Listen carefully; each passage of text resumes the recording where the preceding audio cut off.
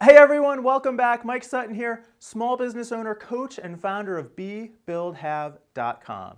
And this is my third video in my time management series. I've already given you two great time management tips. This is my biggest tip yet, and probably the one that had the biggest impact on my life, because when I was able to get control of my time, I was able to start spending more time at home with my family, spend more time reading, spend more time meditating, felt happier with my business, and the business started growing and was becoming more profitable than it had ever been because I was using my time more effectively. And that's the thing, it's really hard to make that distinction, especially if you're feeling overwhelmed, if you're feeling overworked, if you feel behind. It's very easy to confuse being busy with being productive. And if you go back to tip number one where I said focus on your number one most important thing at the beginning of every day, that's what's going to help you move forward in your business. This is kind of the expansion of that. And this is going to be my biggest tip yet. And the fact is, if you feel that overwhelmed, overwork, overextended, then this is probably the tip that you need the most. But it's also probably the one that you're going to have the most resistance to because it's kind of hardest to swallow. So brace yourselves. Here it comes. The tip is disconnect from your email. Close the email program. Don't start the day in your email. Don't finish the day in your email. Close it. Disconnect. Stop panicking. It's going to be okay. We'll get a little bit deeper into how this works because the thing I'm going to add on to that is I also want you to turn off the email notifications on your phone. In fact, turn off the Twitter and Facebook notifications while you're at it too, because you can't have yourself constantly plugged into this all the time. Brendon Burchard calls your email inbox a convenient organizing system for other people's priorities. And that's exactly what happens. You know, he did a study where he showed that people who start their day by opening their email are 30% less productive than people who don't check email in the first hour of their day. And I'm sure we've all had days like that. I know I have. I come in and sit down at my desk at 7 in the morning, open up the email, and next thing I know, at 7 o'clock at night, I've done nothing but answer email all day long, and I'm sitting there thinking, what have I done with my day?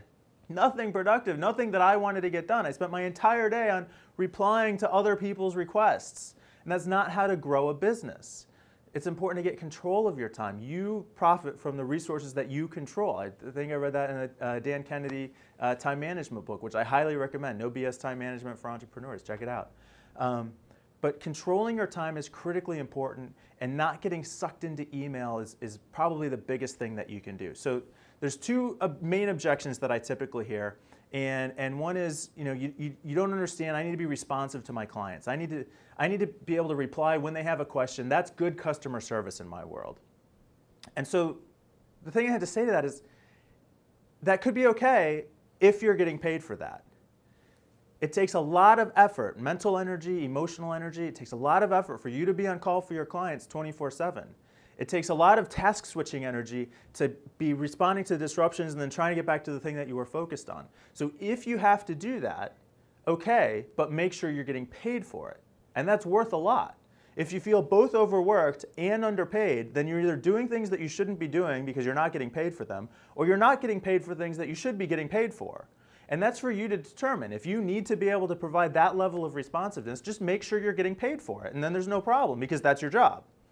The other thing I hear is, well, sometimes my clients have a legitimate emergency and they have to be able to get a hold of me, so I need to stay in my email 24/7 just in case that one critical message comes through, which almost never happens, but I'm constantly on the alert for it. Can you feel how draining that can be over time? So the solution to that, at least one of the solutions that I found that's worked really well, is to create a separate process, create a way for your clients to get a hold of you if they need to in an emergency that's not just dumped in with everything else in your inbox, so that you have a way to distinguish between things that come in that are truly important without constantly having to be on the lookout, triaging every single email that comes in for that once a week or once a month case where somebody actually needs a response right away. Make sure they have a method to get a hold of you if they need to, so that you can feel safe and comfortable and confident that if you disconnect, you're not going to miss anything that's critical or important. And if it's somebody who's not a client and somebody who's not a family that doesn't have a way to get a hold of you otherwise, then it can wait. And there's nothing wrong with that. You're putting the pressure on yourself to think that you have to respond that quickly. As you're able to better respect your own time, your clients will respect your time. And that's one of the biggest lessons that entrepreneurs and small business owners need to learn, is that if we don't respect our time, if we give it away for free, if we let other people use it, abuse it, and control it, and we don't control it, they're not going to respect our time because we're not respecting our time. And this is one of the top, easiest best ways to start to control your time. Get out of your email. Now, if you have to use email for customer service because a project that you're doing requires you to follow up with somebody by email, be disciplined and purposeful when you go into it. Concentrate on doing just that one thing. Get what you need, get in, get out, quick and easy. Don't get sucked in and distracted no matter how tempting it is. That discipline is critically important to developing your business, meeting your goals, growing the business the way that you want it to be. So again, my biggest time management tip, if you feel like you have the exception, there's some reason why you can't do this, and I'm just missing the point, I want you to let me know. I want to know what those problems are, because those are the things that I try to address with my coaching and my coaching clients. And there are a lot of business owners just like you who feel the same way.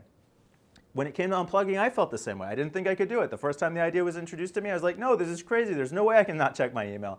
It's just too important. But when I was able to do it, I realized I wasn't missing anything. I was doing a better job of responding to the things that needed to be responded to. I was doing a better job of prioritizing my time. And like I said, my time management just got easier. I was focused much more on the things that were important, that were valuable, that were productive to me, and not the things that were just keeping me busy. And being able to use that time for other activities, the activities that I wanted to do, was so much more valuable than anything else. So take some time to process it. Give me your feedback. Absolutely, please leave comments down below. Share this video with any of your friends who you feel are facing some of these same challenges, and we'll keep the conversation going. In the meantime, be the person that you want to be, build the business that you want to build, and have the successful life that you want to have.